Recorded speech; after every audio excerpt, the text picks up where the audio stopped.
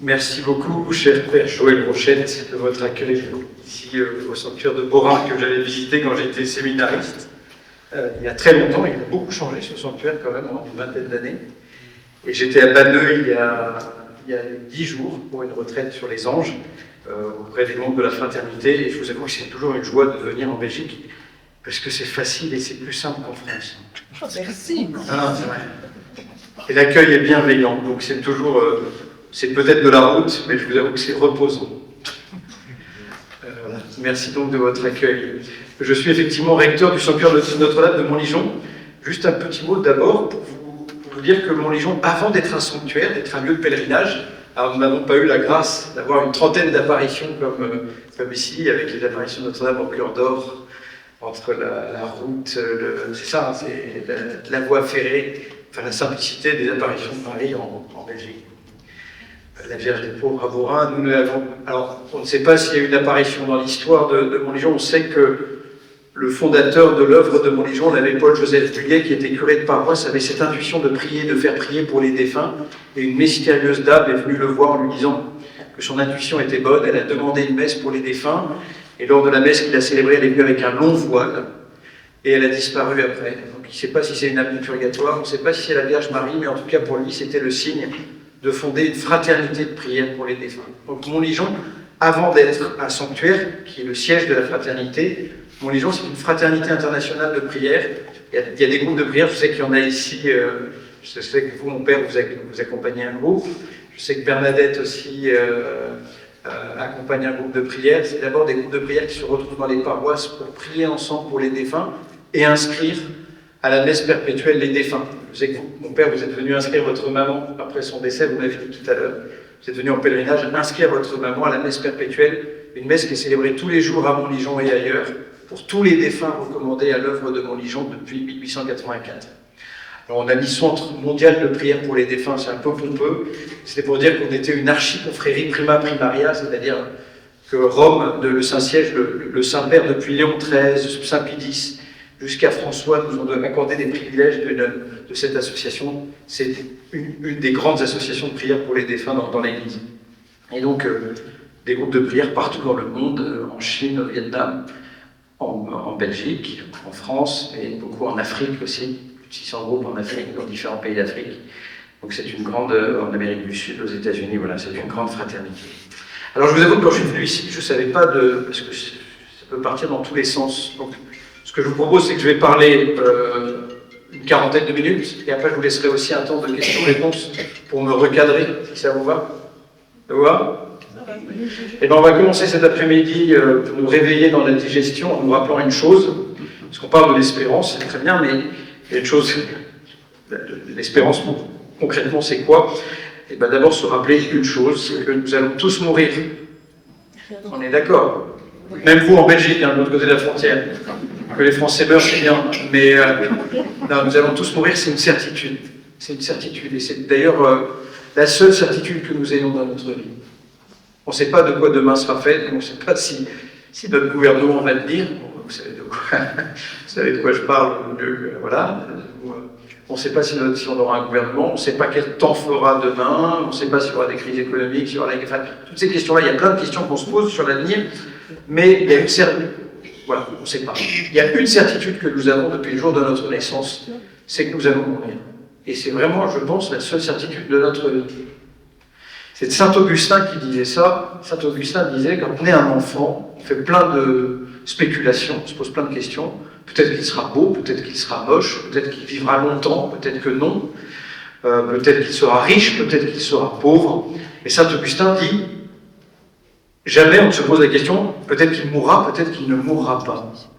Et Saint Augustin termine par cette jolie phrase, mais qui vient un peu nous titiller, c'est « La mort est la maladie mortelle que nous contractons en naissant. » La mort est la maladie mortelle que nous contractons en naissant.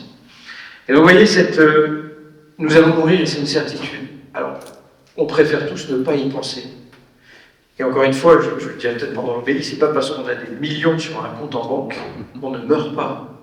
C'est d'ailleurs extraordinaire, parce que face à la mort, nous sommes tous égaux. Alors, quand on a plus d'argent, on peut peut-être soigner davantage la douleur, peut-être Évidemment, on peut peut-être être accompagné davantage, j'en sais rien, encore que, mais face à la mort, nous sommes tous égaux, nous allons tous la traverser. Pourquoi je vous dis ça? Parce que c'est une réalité que nous portons dans notre cœur, et malheureusement, je pense que dans notre vieil Occident chrétien, vous en Belgique comme chez nous en France, nous sommes malades de cette angoisse de la mort qui n'est pas exprimée. On ne veut pas en parler.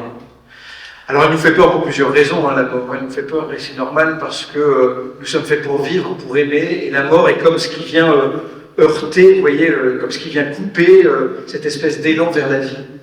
Je pense notamment aux enfants avec qui je parle. C'est très beau, hein. Les enfants, quand on leur parle de la mort, il n'est pas question de leur parler de leur propre mort, c'est inimaginable, ils ne savent pas ce que c'est que la mort. Et d'ailleurs, même à 90 ans, on ne sait pas ce que c'est que la mort, tant qu'on n'est pas en train de la traverser, en fait. Eh bien, les enfants, quand vous leur parlez de la mort, la seule chose dont le sujet sur lequel ils vous répondent volontiers, c'est « Moi, j'ai peur de la mort parce que j'ai peur de perdre ma grand-mère. »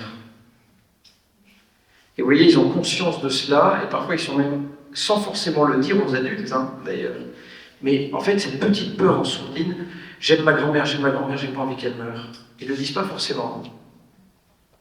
Mais ils ont conscience qu'un jour, leur grand-mère va partir, va mourir. Donc il y a cette peur. Et j'ai envie d'aimer ma grand-mère, j'aimerais l'avoir pour toujours avec moi, et pourtant je sais qu'elle va mourir. La mort, elle nous fait peur aussi, chers amis, parce qu'on ne sait pas quand elle va arriver. Je vais repartir tout à l'heure, une voiture peut passer, je peux mourir. C'est vrai, on ne sait pas. Moi, le nombre de... Vous voyez, à Montligeon, on accueille beaucoup de personnes en deuil, c'est un de nos premiers ministères. Une maman qui accueille son fils de 30 ans qui est venu dormir à la maison et en pleine nuit, rupture d'anévrisme, c'est fini. Ça arrive souvent, ça. Ou alors un garçon qui sortait avec ses amis en voiture, paf, accident, c'est fini. Ou alors des jeunes qui allaient prendre un café, une fusillade à la terrasse d'un café, paf, c'est fini. Enfin, c'est des situations très concrètes. Hein. Je vous parle des jeunes parce que ça nous marque plus, parce qu'un jeune n'est pas fait pour mourir, mais vous voyez, il y a un proverbe latin qui disait « La mort est certaine, mais l'heure est incertaine ». Donc on prépare plein de choses dans nos agendas. Moi, je suis sur mon agenda, je suis booké, j'ai mes mails, je gère tout. Et parfois je me dis, mais si ça se trouve, tu peux mourir dans 5 minutes. Est-ce que tu auras fait qu'il y aura, quoi. La mort, elle nous fait peur aussi, chers amis, et je pense que vous l'avez vécu dans votre chair, ça sans doute, c'est que la mort, elle nous rappelle notre solitude. Fabienne Thibault chantait « On vit les uns contre les autres, on dort les uns contre les autres », un truc comme ça, mais au bout du compte, on se rend compte qu'on est toujours tout seul au monde. Et quand on perd quelqu'un, on se sent un peu plus seul. Et ça commence à... Je vous ai parlé de la grand-mère, parce que la grand-mère, c'est fondateur pour nous. Tout à l'heure, l'une d'entre vous me disait « Ma grand-mère, elle m'a transmis quelque chose de la vie, de la soif, de la compréhension, de l'attente de la vie éternelle. » Les grand-mères, elles sont extraordinaires, souvent. La grand-mère qui vous aime d'un amour inconditionnel, vous pouvez tout faire, vous pouvez toutes les bêtises, elle vous accueille toujours chez elle. Et elle vous regarde avec amour. Quand elle n'est plus là, on se sent plus seul. Quand on perd son conjoint, avec lequel on a vécu pendant 20, 30, 40, 50 ans, même si on s'est fâché, même si parfois on savait plus parler, parce que faire vivre un homme et une femme ensemble pendant des années, c'est quand même pas évident. En communauté, c'est pareil pour nous. Hein. Mais quand l'autre n'est plus là, celui avec lequel vous avez grandi, avec lequel vous avez construit quelque chose n'est plus là, il y a un sentiment de solitude terrible. Et je m'en suis rendu compte à Montligeon, je me disais, bon, après 60 ans de mariage, ça va, quoi. Pas très grave. Jusqu'à ce que je rencontre Robert. Robert, il avait vécu 62 ans avec sa femme, qui n'était pas très croyante, et qu'il allait voir dans son pavillon Alzheimer tous les matins. Robert, il allait à la messe tous les jours, il n'avait pas eu d'enfant. Et en fait, Robert est venu à Montligeon à 90 ans. Il est mort depuis, je pense. Mais il m'a profondément ému parce que quand il parlait de la mort de sa femme, c'est pas comme si on avait coupé, vous voyez, simplement c'était pas seulement une amputation, on avait tout arraché. Et il se sentait seul parce que cette femme avec laquelle il avait partagé sa vie n'était plus là. À quoi bon? La mort aussi, elle nous rappelle notre solitude parce que, vous voyez, moi, quand j'ai accompagné mon père qui mourait d'un cancer, alors je l'ai confessé, je lui ai donné le sacrement des malades, je lui ai donné la communion, je lui ai même donné l'indulgence plénière in articulo mortis, donc je lui ai donné le pack premium de l'Église catholique. Il n'y a pas mieux, hein. Et c'est le top du top. Mais à un moment, je le regardais et je me disais, mais tu t'agites, mais tu ne peux pas mourir avec lui, ou à sa place. Il est tout seul dans la vie. Je pense en particulier parmi vous, il y a sans doute des femmes qui ont perdu un mari ou un enfant. C'est très beau, une épouse ou une mère qui s'occupe d'un malade, parce que c'est une louve. Moi, je l'ai vu par exemple avec une maman qui s'était occupée de son fils qui avait un cancer à 20 ans. J'accompagnais le garçon voilà, qui se préparait à la mort. Et cette mère, elle était capable, enfin c'était une louve. Elle veillait sur son petit, quoi. Et il est mort dans ses bras, en récitant elle a récité le chapelet. Et sa grande souffrance, c'était de dire, je ne peux pas mourir avec lui. Il y a quelque chose qui traverse. Vous voyez, et c'est comme il y a un mur, moi je ne peux pas aller, je ne peux pas franchir ce mur avec lui. Et donc c'est pour ça que la mort, elle nous fait peur. Vous voyez, il y a de bonnes raisons pour qu'elle nous fasse peur. C'est normal d'avoir l'angoisse de la mort. Je vous rappelle que Jésus lui-même a ressenti l'angoisse de la mort à Gethsémani. Il a transpiré du sang. Donc c'est pas parce qu'on est chrétien qu'on ne ressent pas non plus cette angoisse. Cette angoisse, elle est portée par tout homme.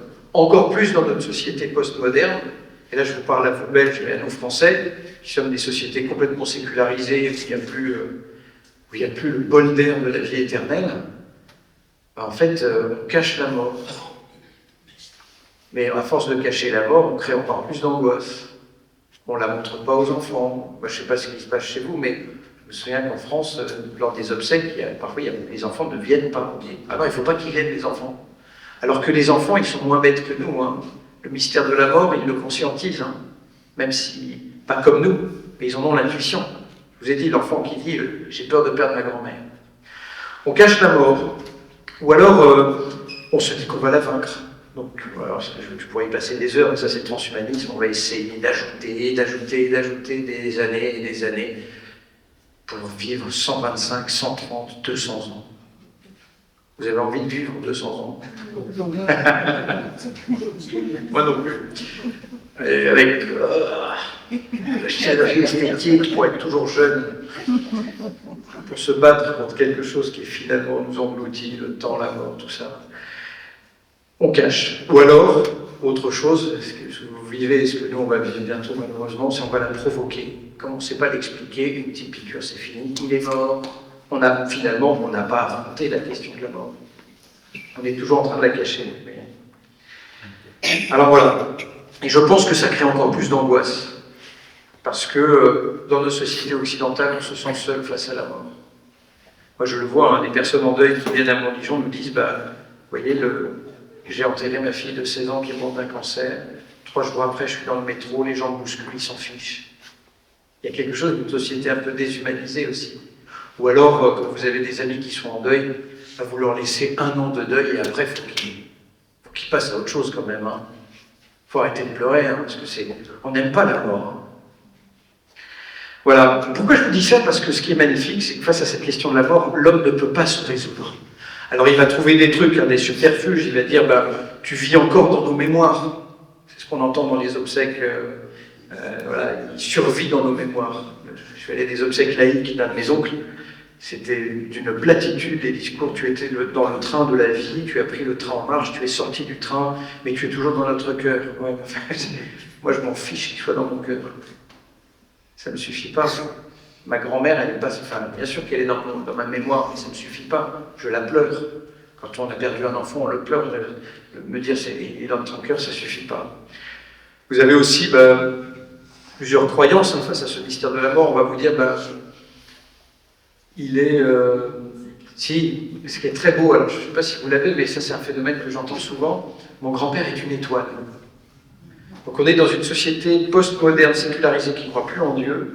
Et j'ai des amis qui ne sont pas croyants et qui me disent « mon grand-père est une étoile ». Je leur dis « mais ça ne veut rien dire, ton grand-père c'est pas une étoile. Une étoile c'est un corps gazeux, arrête de dire n'importe quoi ». Mais ce qui est beau derrière, si vous écoutez « mon grand-père est une étoile », c'est que l'étoile c'est très très loin dans le ciel, tout là-haut, là. Mais ça brille encore. On peut encore la voir, même si elle est des années, enfin même si elle est des millions de kilomètres. Elle est encore visible, même si elle est inatteignable. Ça veut dire quoi? Ça veut dire, chers amis, que face au mystère de la mort, l'homme ne peut pas se résoudre à la mort. Il y a quelque chose dans le cœur de l'homme qui dit c'est pas possible que ce soit fini.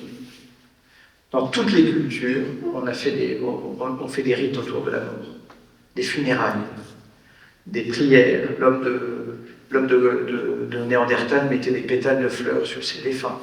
On construit des pyramides, on a construit des rites, parce que l'homme ne peut pas se résoudre à la mort à la fin de la vie de ses proches, à la fin de l'amour. Je vous dis ça parce qu'on est dans cette année de l'espérance, et que justement, que vient nous dire l'espérance chrétienne sur ce mystère de la mort? Parce que, une chose importante que je veux vous partager d'abord, la foi chrétienne, ce n'est pas une aide à vivre. Parfois, on la prend comme une sagesse. Vous voyez, comme les gens qui vont embrasser des arbres, qui se purgent, qui font du yoga pour se sentir bien. Jésus ne nous avait jamais promis que nous allions nous sentir bien. Celui qui veut être mon disciple, qu'il prenne sa croix et qu'il me suive. Jésus ne nous vend pas du rêve. En revanche, si ce n'est pas une aide à vivre, bien sûr, quelque part c'est une aide à vivre, il va y venir après, mais la première chose, la première espérance que nous donne la foi chrétienne, c'est le cœur de notre foi, ce que nous avons célébré tout à l'heure dans l'Eucharistie, c'est que le Fils de Dieu a vécu sa passion, il est mort, il est descendu aux enfers, il est ressuscité et il est monté au ciel. Ça, c'est le mystère pascal. Dieu n'est pas venu supprimer la mort, il n'est pas venu l'expliquer, le Fils de Dieu est venu la traverser. C'est ça le cœur de notre foi. C'est pour ça que nous sommes ici, c'est pour ça que si Jésus n'est pas ressuscité, nous avons entendu Saint Paul parler de la résurrection du Christ, le même Saint Paul dit, si Jésus n'est pas ressuscité, nous sommes les plus malheureux des hommes. Vaine est notre foi. Si Jésus n'est pas ressuscité, chers amis, mangeons et buvons, buvons de la bière, mangeons des frites, ou même prenons de la drogue, je vous taquine un peu, mais parce que de toute manière nous allons mourir, et qu'il n'y a aucune espérance. Mais justement, c'est parce que nous croyons que Jésus est mort et qu'il est ressuscité, que comme dit Saint Paul, nous sommes ceux qui portons l'espérance. Pour Saint Paul, c'est les païens qui n'ont pas d'espérance. Nous avons une espérance. La mort et la résurrection de Jésus. Et qu'est-ce que nous dit cette mort et cette résurrection? C'est que, d'abord, que Jésus a traversé la mort. Il ne l'a pas fui, il ne l'a pas supprimé, il a plongé dedans. Et depuis que le Fils de Dieu, qui est la vie, qui est la vérité, qui est l'amour, a plongé dans la mort, eh bien la mort a été vaincue. La mort a été transformée. C'est d'ailleurs un des cris que poussent les premiers chrétiens, ô mort, avec Saint Paul, ô mort, où est ta victoire? Ô mort, où est ton art venimeux? Le Christ a vaincu la mort. C'est ça le cœur de notre foi. En mourant, Jésus nous a rejoints dans la mort, nous ne sommes plus seuls dans la mort, puisqu'il est là, et il a transformé la mort, et il a même transformé la mort en réalité positive, mystérieusement. Vous le savez peut-être, mais vous avez sans doute déjà entendu cette épître de Paul qui dit « Je désire m'en aller pour être avec le Christ. Mais s'il faut rester avec vous, pour le ministère, tant pis, je ne rechigne pas. » Vous avez peut-être déjà entendu cette phrase de saint Ignace qui dit qu'il entend cette voix du Père qui lui dit « Viens » et qui dit, il marche vers le martyr et il dit aux autres chrétiens ne me retenez pas, ne m'empêchez pas, ne faites pas mon malheur, laissez-moi aller au martyr pour que je sois enfin un homme. Pas un homme qui traverse l'épreuve, mais pour que je sois enfin avec le Seigneur. Vous connaissez Sainte Thérèse de l'Enfant Jésus, qui est née à 40 km de Montillon, et qui disait, un peu avant sa mort, « Ce n'est pas la mort qui viendra me chercher, c'est le bon Dieu. » Ce n'est pas la mort qui viendra me chercher, c'est le bon Dieu.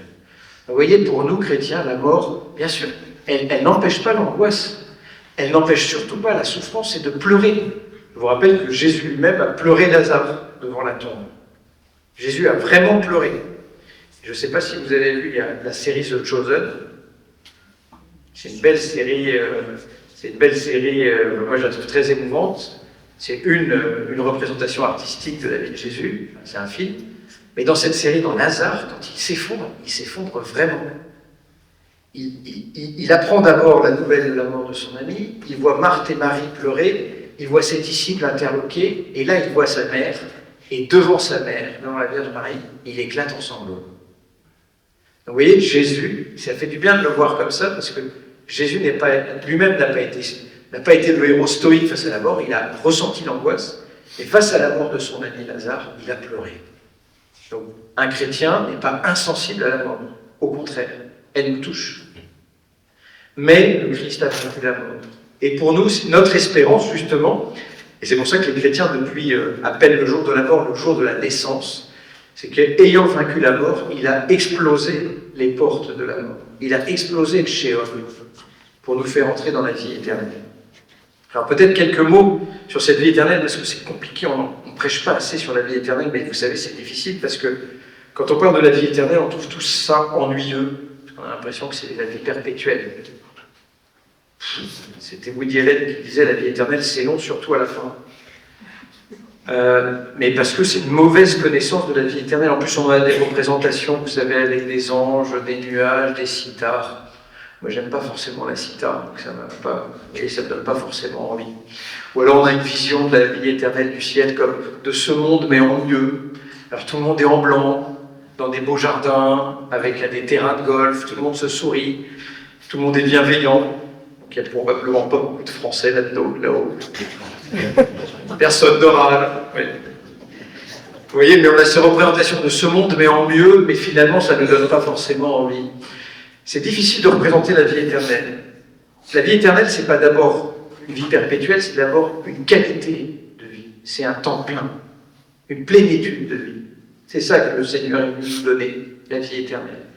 Et cette plénitude de vie, nous en ressentons parfois, c'est Benoît XVI qui dit, il y a des moments dans notre vie où nous la touchons du doigt. Moi, la dernière fois que j'ai touché du doigt, c'est quand l'équipe de France a explosé l'équipe d'Angleterre au rugby à Twickenham, et qu'on entendait l'hymne français chanter à Twickenham en plein milieu de Londres. Ça, pour moi, il y avait la communion, une communion dans le terrain, une communion moi derrière la télé. Communion, alors c'est pas la communion des saints, ça reste des Français. Mais vous voyez, on a cette expérience parfois dans ces communions, ces moments de communion.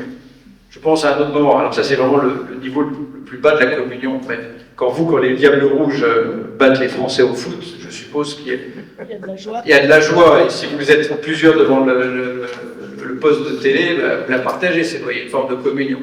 Et ça c'est le niveau le plus bas de la communion. Il y a d'autres communions. Quand il y a un concert et que tout le monde tient sa bougie, ou mieux, quand ce concert est orienté vers Jésus, il y a quelque chose de la communion, on ressent.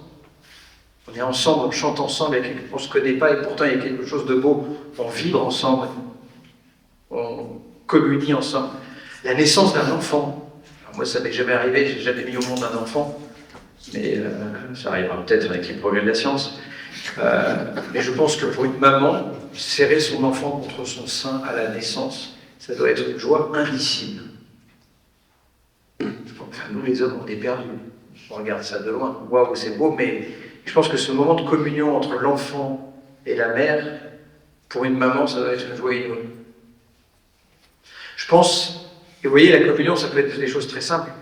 Manger, alors vous, des frites ou une côte de bœuf avec des amis, avec un bon vin, tout ça c'est un prétexte, le bon vin et la côte de bœuf ou les frites. Ce qui compte c'est, tiens, c'est ce moment entre amis où on est ensemble, on est bien, on s'aime. Vous voyez, c'est ces moments où même avec une grand-mère, vous êtes avec votre grand-mère, vous la regardez dans les yeux, elle vous regarde, il n'y a pas forcément de parole, il y a juste l'amour. Vous voyez, c'est des moments où on a envie on aimerait arrêter ces moments-là. C'est des moments aussi, même face à la mort, hein, vous savez, j'ai accompagné récemment un jeune de 38 ans qui mourait d'un cancer avec sa fille et sa femme, et c'était un milieu plutôt pauvre, et il avait du mal à dire les choses. Et un peu avant de mourir, parce que moi je l'ai poussé un peu, je lui ai dit, allez, on y va maintenant. Et il a dit à sa femme, je t'aime, à sa fille, je t'aime. Et après il m'a regardé, il m'a dit, et vous, ton Paul, je vous aime. C'était très beau parce qu'en fait, il y avait quelque chose dans l'épreuve de la communion et on se disait, là, il y a l'amour, là. Et cet amour, rien ne peut l'engloutir. Et on le sent, ça. On est fait pour la communion. Eh bien, cette communion du ciel, on ne peut pas l'imaginer. C'est ça, mais sans fin et multiplié par des milliards. C'est ce que dit saint Paul, ce que l'œil de l'homme n'a pas vu, ce que l'oreille de l'homme n'a pas entendu, ce qui n'est pas monté dans le cœur de l'homme, voilà ce que Dieu a préparé pour ceux qu'il aime. Une surprise de communion et d'amour. Et nous sommes faits pour ça, parce que nous en avons le pressentiment. Mais il n'y a que Dieu qui peut nous la donner.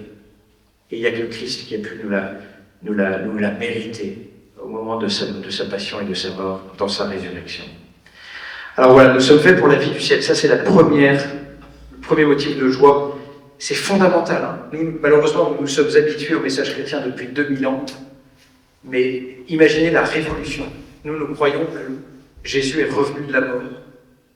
Nous croyons qu'il y en a un qui est revenu. Souvent, les gens me disent personne n'en est revenu. Ben si. Nous croyons justement Jésus est revenu de la mort. Vous imaginez ce que le cœur de l'espérance chrétienne, il a vaincu la mort. C'est ça le cadeau que nous portons, comme des vases d'argile. Cette espérance. Première espérance, qu'il a vaincu la mort. Deuxième espérance,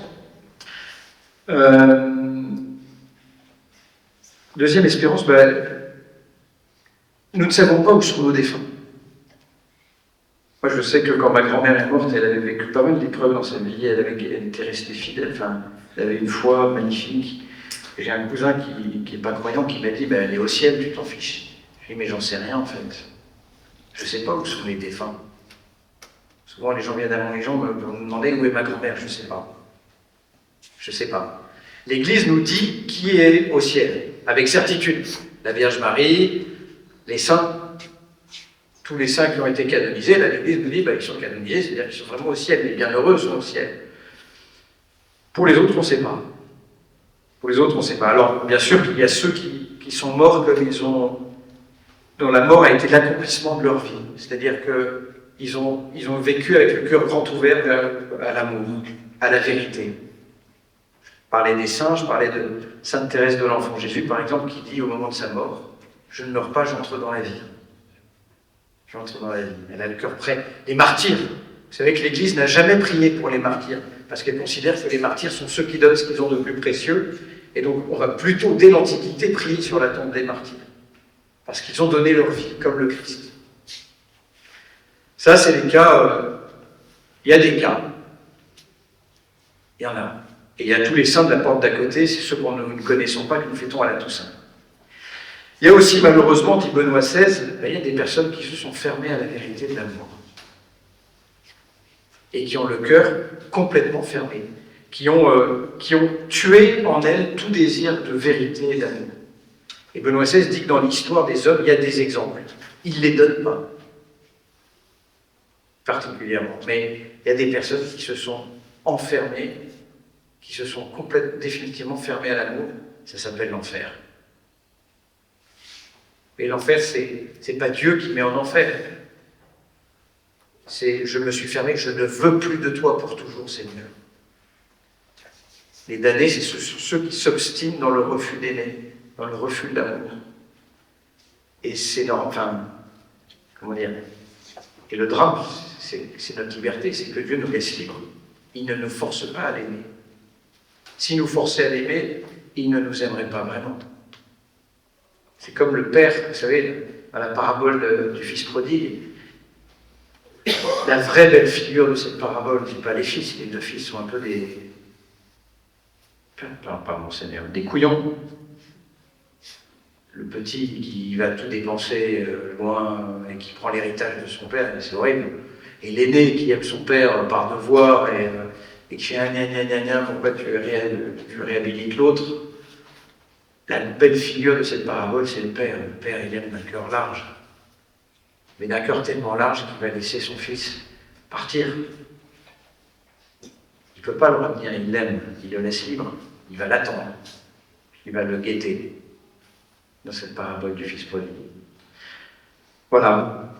Mais l'espérance aussi, c'est que nous ne savons pas où ils sont, mais nous pouvons prier pour eux. Et puis, vous voyez, justement, Benoît XVI dit « Ni l'un ni l'autre ne sont la normalité des cas, en fait. » Dans la plupart de nos situations de vie, il y a toujours une ouverture à l'amour et à la vérité, mais il y a des compromis avec le mal, tous. On a au fond, nous, toujours ce désir d'amour et de vérité, ce désir de bonté, mais avouons-le dans notre vie, il y a des compromissions. On en a tous, hein. Des pardons qu'on n'a pas donnés, des haines, des désirs, des recherches d'argent, de pouvoir, de gloire. Le cœur humain, il est compliqué. Hein. Et vous voyez, en même temps, cette compromission n'arrive pas à étouffer au fond ce désir de vérité, ce désir ultime d'amour. Et Benoît XVI pose la question dans Spécial Vie, mais qu'arrive-t-il à ces personnes-là? Et c'est là qu'il parle du purgatoire. Alors, on a une vision du purgatoire qui est très sombre, malheureusement, qui a été polluée par le XIXe siècle, en particulier nous en France, vous savez, avec les âmes qui souffrent en purgatoire, et on s'est complu à décrire les souffrances des âmes du purgatoire. Mais on a oublié de dire que le purgatoire, c'est le temps du pardon après la mort. Après la mort, pardon.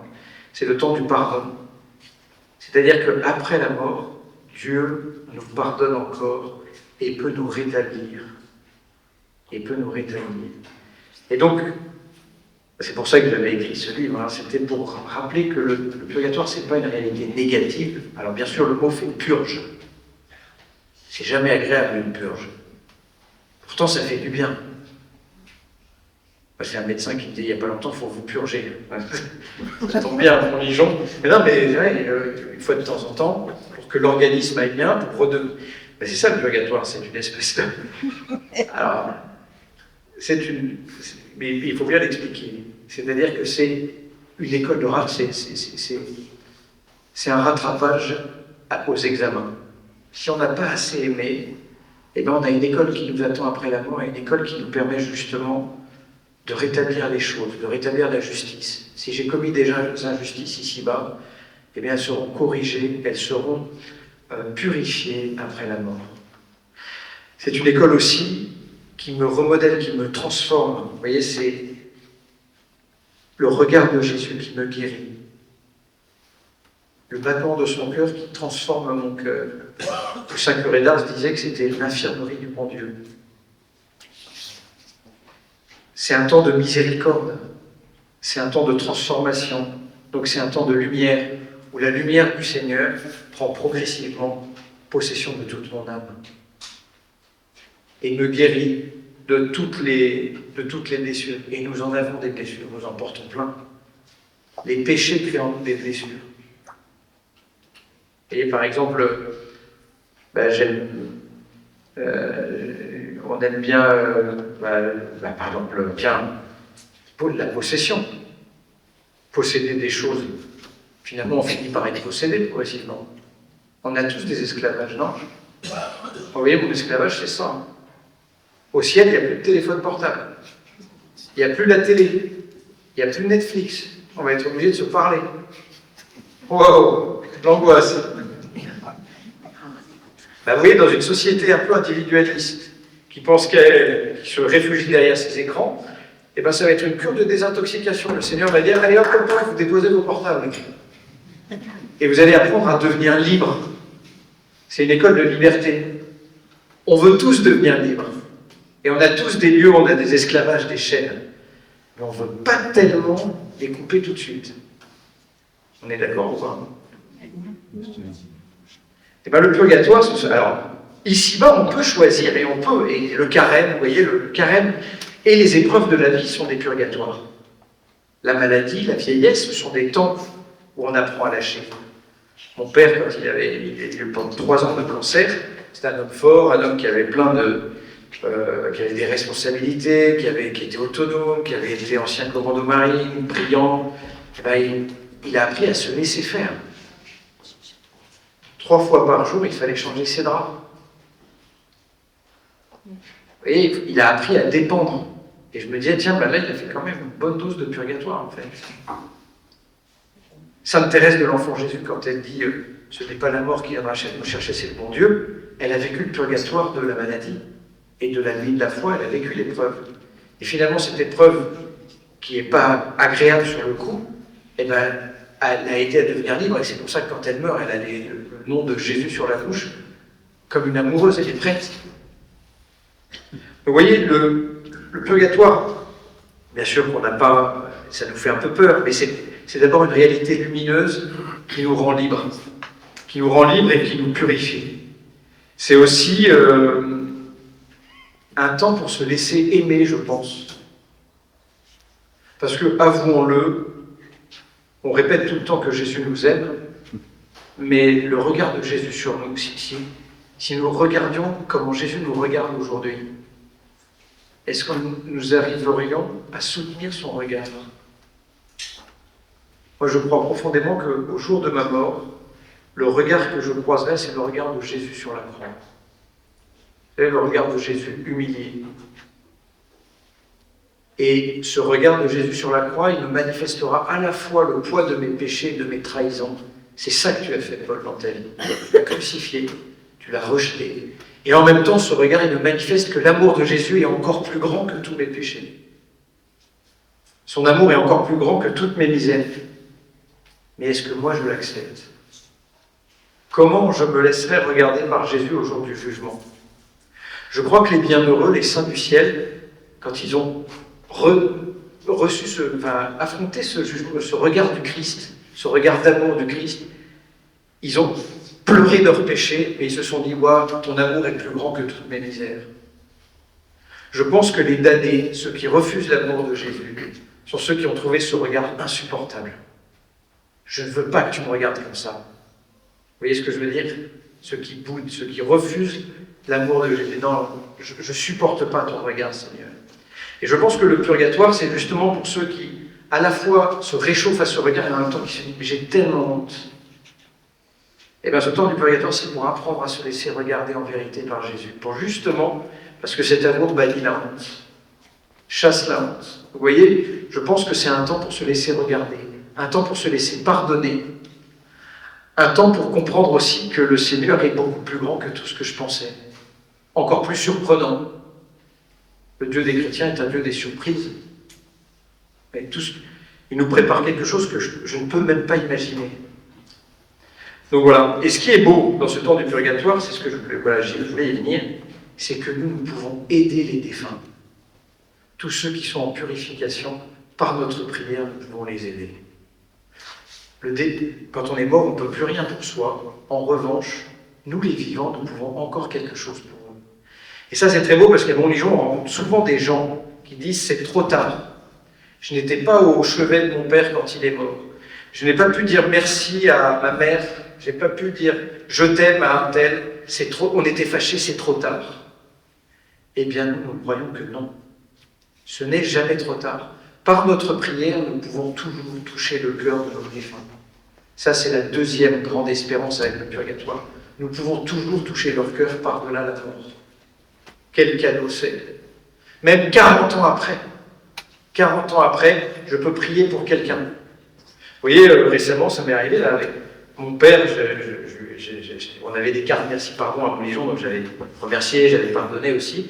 Et un jour, ça m'est revenu, je me suis dit, mais Paul, vous voyez, 10 ans après son décès, je me suis dit, mais là, t'as pas été chic en fait avec lui. Parce que je commençais à grandir et je me disais, en fait, c'était plus compliqué que ça, c'était un homme. Et moi-même qui deviens un homme, je me dis, et j'ai compris que j'avais pu être blessant.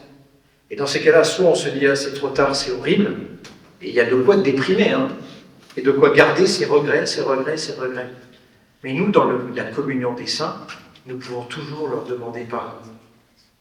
Et non seulement la demande de pardon, le merci, toute notre prière peut les aider dans ce temps de purification.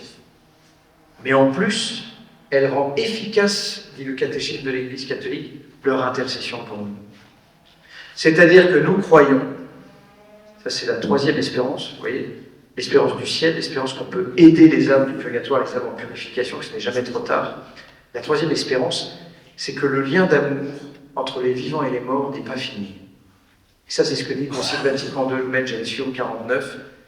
L'union de ceux qui se sont endormis dans la paix du Christ avec ceux qui sont encore en chemin sur la terre ne connaît pas d'intermittence. Au contraire, selon la foi constante de l'Église catholique, selon la foi constante de l'Église catholique, cette union est renforcée par l'échange de biens spirituels. Ça s'appelle la communion des saints. On peut toujours faire des cadeaux à nos défunts. Et eux, en retour, nous faire des cadeaux. On peut toujours aussi faire des cadeaux aux défunts qui en ont le plus besoin, à ceux qui sont morts seuls, à ceux pour lesquels le Seigneur attend notre prière. Et moi, je me dis que c'est un très bon investissement de prier pour les âmes du purgatoire. Si ça se trouve, le jour de votre mort, eh bien, c'est une de ces âmes qui obtiendra, pour qui vous aurez prié, qui dira au Seigneur, hop, hop, hop, je le connais, il a prié pour moi, s'il te plaît, sauve-le. Vous voyez, ça s'appelle la communion des saints. Nous dépendons tous les uns des autres. Et d'ailleurs, dans l'Église, à chaque messe, nous prions pour tous les défunts. Quand on prie pour les défunts, on ne prie pas pour les saints du ciel, parce que c'est les saints du ciel, eux, qui prient pour nous. On ne prie pas pour les damnés parce qu'ils ne veulent pas de l'amour. Quand on prie pour les défunts, on prie pour ces âmes qui sont en purification, qui savent qu'elles vont goûter à la lumière, mais qui ne la goûtent pas encore et dont le Seigneur fait grandir le désir en les purifiant. Voilà. J'ai essayé d'être un peu synthétique pour laisser un temps de questions. Il y a plein d'autres choses. Enfin, si, un dernier cadeau quand même. Notre espérance. On ne sait pas où sont nos morts. Je ne sais pas où sont les morts. D'ailleurs, vous savez peut-être, les chrétiens ne parlent pas des morts, ils parlent des défunts. Les morts, laisse les morts enterrer leurs morts, ça c'est les morts, c'est ceux qui sont derrière ça. C'est le passé. Les défunts, ça veut dire ceux qui ont accompli leur pèlerinage. Donc, ça veut dire que pour nous, les défunts, ils sont devant nous. Ils sont plus vivants que nous. Et ce qui est très beau, c'est que notre espérance, elle est là. Je ne sais pas où sont mes défunts, ceux que j'ai aimés. En revanche, je les confie à quelqu'un. Vous voyez, à Montligeon, beaucoup de gens viennent dire où sont mes morts, j'ai perdu mes filles. Elles ont une amie notamment qui me disait, qui est devenue une amie, j'ai perdu mes filles lors des attentats du Bataclan, où est-ce qu'elles sont, quoi. Elle m'a dit, maintenant j'arrête de me poser, depuis des années, elle arrête de se poser la question, elle dit, je les confie à Marie. Vous voyez, notre espérance, c'est pas de savoir que nos défunts sont dans un au-delà, pour eux, ici ou là.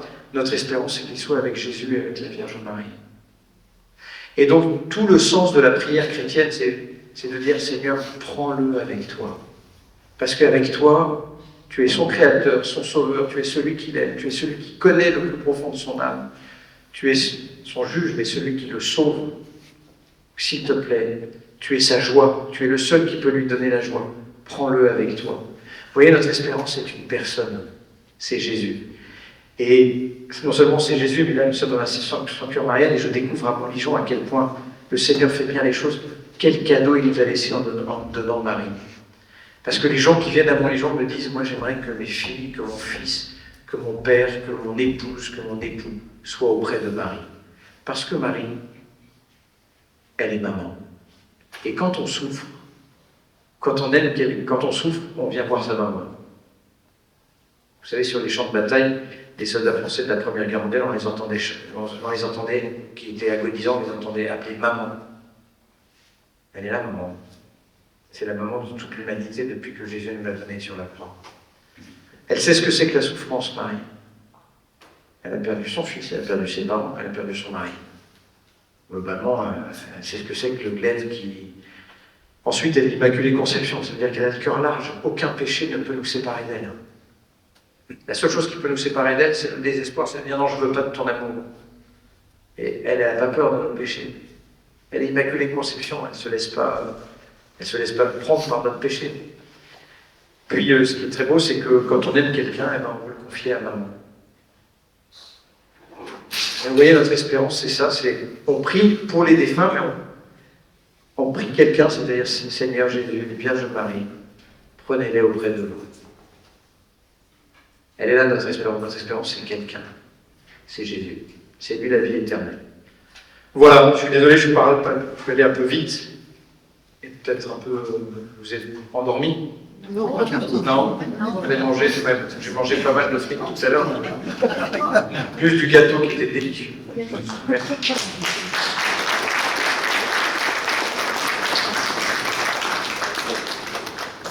Il y a une ou deux questions peut-être ? Voilà, une ou deux. Oui. Moi, merci beaucoup d'abord. Je voudrais vous demander de préciser deux choses très différentes. Est-ce que vous pouvez parler peut-être un peu des indulgences plénières, puisqu'on est dans l'année jubilaire? Et l'autre question, c'est toutes ces expériences de mort imminente. Voilà, merci. Alors, je vais commencer par les expériences de mort imminente, parce qu'on entend beaucoup parler, je vais aller assez vite. C'est très intéressant parce que tous nos contemporains se passionnent pour ça, il y a des millions de vues sur YouTube. Et il y a des choses intéressantes, parce que dans l'expérience de mort imminente, eh bien, on a l'impression que l'âme se sépare du corps, il y a quelque chose, on reprend contact avec un concept spirituel. On se rend compte que peut-être que l'homme n'est pas qu'une machine. Ce qui est intéressant, c'est qu'elles sont toutes à peu près les mêmes, et qu'il y a des expériences de mort imminente positives. On sent une présence de ceux qui nous aiment, la communion, ceux qui nous ont précédés, un être qui est amour, c'est ce qu'on sent dans les témoignages. En même temps, il y a des expériences de mort imminente négatives qui sont terrifiantes, avec l'impression du non-sens, d'être enfermé, d'être moqué, du cynisme. Donc il y a les deux qui sont intéressants. Puis ce qui est plus intéressant dans les expériences de mort imminente, je pense, c'est que les gens changent après. En revanche, moi j'aimerais vous dire une chose, bien sûr que ça peut nous aider, ça peut nous faire réfléchir, mais n'empêche que l'expérience de mort imminente, c'est pas la mort. Et il n'y en a qu'un seul qui est ressuscité, c'est Jésus. Et parfois on cherche des signes, mais là dans l'ordre de face à la mort, il n'y a que la résurrection, et la résurrection c'est la foi. Notre seul signe, chers amis, depuis 2000 ans, c'est le tombeau vide. Et la plupart d'entre vous, vous êtes là parce que vos parents ont cru, vos grands-parents qui ont cru. C'est une espèce de transmission depuis 2000 ans que Jésus est ressuscité. C'est ça notre foi. Ça peut nous aider, mais la foi n'est pas au bout d'une démonstration. Parce que l'amour n'est pas au bout d'une démonstration scientifique. Mais voilà, c'est intéressant. La deuxième chose, l'indulgence jubilaire, eh ben, d'abord vous dire que l'indulgence, c'est toute l'année, c'est tout le temps, hein, c'est très facile. Là, on est dans une année jubilaire de l'espérance. Et si vous prenez le manuel des indulgences, passer une demi-heure, réciter une demi-heure le chapelet dans une église, c'est une indulgence plénière. Prier dans l'adoration dans une église, c'est une indulgence plénière. Lire la parole de Dieu pendant une demi-heure, c'est une indulgence plénière aux conditions habituelles. La confession, la communion, la prière aux intentions du Saint-Père, l'œuvre indulgentielle dont je vous ai parlé là, faire quelque chose, et puis surtout le désir de ne plus avoir aucun attachement au péché. Ça, c'est le plus difficile. En gros, l'indulgence, c'est un petit kit de vie chrétienne qui nous dit « plus tu vivras bien chrétiennement, plus tu obtiendras des cadeaux, et pour toi ou pour les défunts. » Vivre chrétiennement, c'est se confesser. Dans la vie chrétienne, on demande pardon au Seigneur pour nos péchés. Ça fait partie du kit de la vie chrétienne. C'est communier à celui qui est la vie éternelle. C'est prier aux intentions du Saint-Père parce que c'est nous rappeler qu'on fait partie de l'Église, de l'Église. C'est accomplir une œuvre. Alors je vous ai parlé de ces œuvres-là, mais aller visiter un malade, c'est aussi une œuvre indulgentielle. Hein. Prier dans un cimetière au mois de novembre, enfin, prenez le manuel des indulgences, c'est magnifique. Alors, le plus difficile, encore une fois, dans le manuel des indulgences, c'est de vouloir se convertir. C'est pour ça que c'est pas automatique.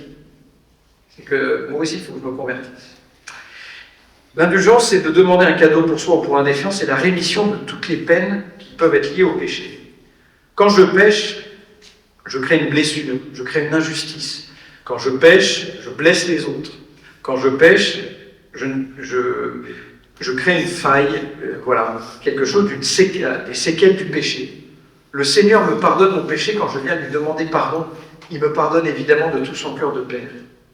Mais il y a quelque chose à réparer, quelque chose à purifier, quelque chose à transformer, ces séquelles du péché. C'est pour ça que je pense notamment à la parabole du fils prodigue. Le fils prodigue, quand il revient, il est tout crotté, il revient même pas parce qu'il a fait du mal à son père. Il revient parce qu'il a faim. Et moi, si j'étais le père, je dirais, écoute, t'attends ça, enfin, ouais, tu reviens dans 2 ans, là, parce que je suis pas d'humeur. Le père l'accueille à bras ouverts. Mais qu'est-ce qu'il fait? Mettez-lui un anneau au doigt, des sandales aux pieds. En fait, le Père lui rend sa dignité. Et je pense que le purgatoire, c'est ce temps où Dieu nous rend notre dignité. Et l'indulgence, c'est de participer justement, de demander au Seigneur, Seigneur, abrège ce temps pour nos défunts. Il n'y a que lui qui puisse le faire. Mais en revanche, ce qui est très beau, c'est que nous, les vivants, eh bien, Dieu écoute notre prière.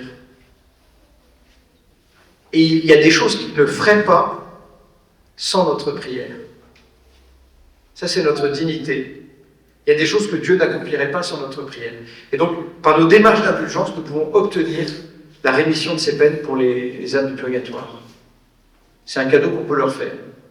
Je pense qu'il ne faut pas hésiter à le faire parce que, encore une fois, le jour où nous mourrons, peut-être que c'est eux qui intercéderont pour nous. C'est se faire des amis, hein, c'est un bon placement, c'est le meilleur placement. Prier pour les défunts, c'est un remplacement. Comme les pauvres. Si vous faites des pauvres, c'est un remplacement. Oui? Qu'est-ce qu'il est des personnes qui se sont ôtées la vie? C'est une bonne question, parce qu'on rencontre souvent en religion. Là, je vais être rapide, mais je suis désolé, c'est trop rapide pour un sujet aussi sensible. Le suicide, c'est grave pour plusieurs raisons. D'abord parce qu'on est fait pour vivre, et que le suicide, c'est va contre notre inclination à la vie. Le suicide, c'est grave parce que notre vie ne nous appartient pas, nous en sommes les intendants. Le suicide, enfin, c'est grave, parce que quand quelqu'un se suicide, il détruit tout le monde autour de lui. Vous voyez, nous on le voit à Montligeon, on a beau écrire des lettres gentilles à ceux qu'on a aimés, en fait, voilà. En revanche, l'Église nous dit, vous voyez, l'Église a toujours, comme Jésus, distingué l'acte de la personne, l'acte du pécheur. L'acte est grave, mais l'Église nous rappelle qu'est-ce qu'il y a dans le cœur du pécheur. On ne sait pas ce qu'il y avait. On ne le fait pas pour s'amuser de se suicider. Qu'est-ce qu'il y avait comme tourment, comme maladie. Et donc l'Église dit, il n'y a que Dieu qui est juge. Il n'y a que lui qui sait. Et surtout l'Église dit, ne jamais désespérer de la miséricorde de Dieu. En revanche, nous, notre mission, c'est de prier pour eux. Seigneur, accueille ces personnes qui se sont donné la vie, qui ont ôté leur vie. Prends-les auprès de toi. Notre mission, c'est de prier pour elles. Et de ne jamais, encore une fois, jamais désespérer de la miséricorde de Dieu. Merci beaucoup, Don Paul. Nous allons rester là pour les questions parce que la messe doit commencer. On pourrait peut-être encore rencontrer Don Paul tout à l'heure après la messe. Sachez aussi qu'il a écrit un très bon livre, j'en rappelle le titre, Le Purgatoire dans tous ses états. Il est en vente à la librairie du sanctuaire de Bourg. Voilà, nous prenons 2-3 minutes pour respirer et nous allons célébrer l'Eucharistie ici, dans l'église du Rosaire. Merci.